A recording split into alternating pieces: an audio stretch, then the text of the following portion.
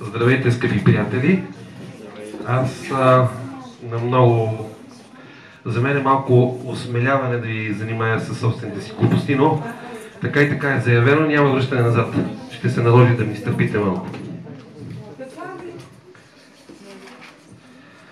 Тук съм леко раздвоен от нещата, които искам да ви почета, но мога да ви почета една дълга балада, която е леко сюрреалистична, приказна и така нататък. И мисля, че е добре за деня. А след това за пипер ще включим нещо по-сериозно. Така.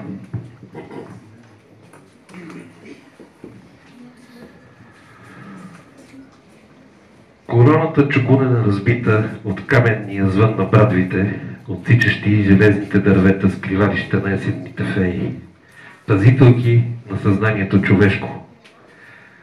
Парчетата забити в пръста разцепват плътта на богинята, спокойно плачеща за изгубеното щастие и достоинство, отнети от безразличните души на вечно живите бездомници.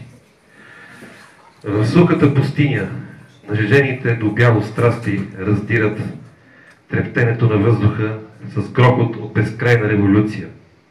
Глухи звуците пълнят празнотата на мъглата с отчаян грохот. Молещи за милост оцелели разказват с напукани от виковете устни безкрайно продължаваща история. За предателствата на човешките съзнания и за чувствената самота на боговете. Как забравената тръпнеща любов окована стои пред процепа на черните скали, пресекли с неосъзната ярост грозното безразличие, с молба в сърцето си, кристално убиващият крал с невиждащи очи я гледа, не разбиращ как диамантената самота го оставя бездиханен пред великите на човешкото бездумие, отричащи прекрасното трептене на съживителното щастие.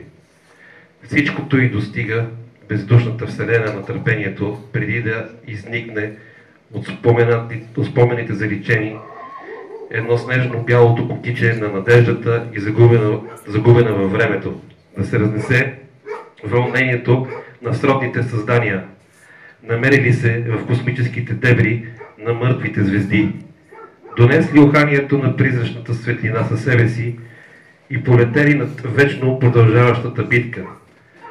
Следи своите безконтролни чувства в една безмилостно сияние, изгарящо очите.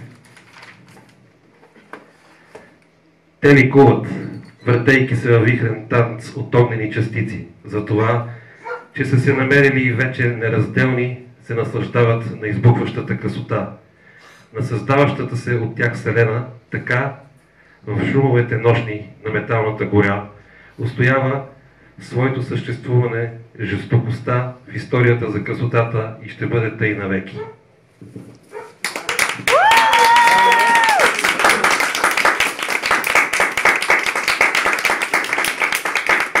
Измори се.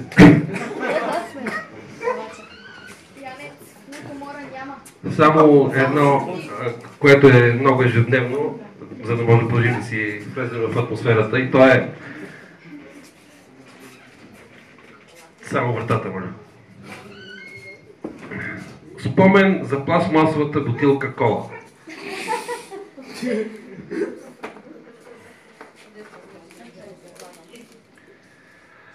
Падах от ръката на момчето върху пътя, осеян с камъни. Минаваха коли като влакове натоварени. Накрая ме смачкаха, загубих обема на тялото, питието повърнах си качествено, забравих на къде е детето, къде е, дето ме обезглави детето.